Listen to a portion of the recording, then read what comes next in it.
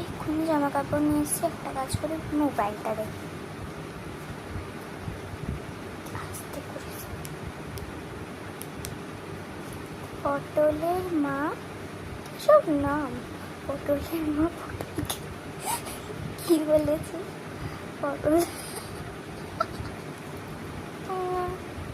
অঙ্কিত আবার মেসেজ করছো কেন?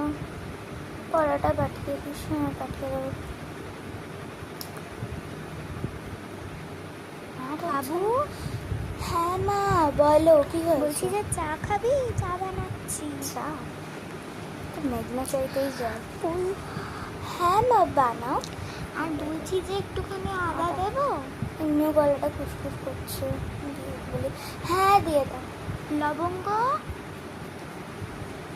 দিয়ে দাও। লেবু দিয়ে দাও। আর বলছি একটুখানি মশলা না কি ওসব চায়ের হয়, মশলা কি বানিয়ে কাজ করো, একটা কাজ করো, নুন লেবুর যা আছে সব দিয়ে দাও। হ্যাঁ, তারপর রাত্রিবেলার খাবারের জন্য বানিয়ে রাখো। আমি তো ভাতের সাথে ওটা খেয়ে নেবো। চা আর হবে না, তরকারি আলু হয়ে যাবে, ওর ভিতরে আলুও দিয়ে দাও। তার মা নর্মাল চা বানালে বানাও, না বানালে না বানাও। তাহলে আমি বানিয়ে দিচ্ছি, সরো। ভালো লাগে না।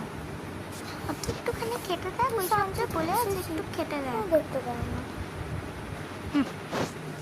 কালি রান্নাঘরে তো জানিস না কিরকম গরমটা হয়।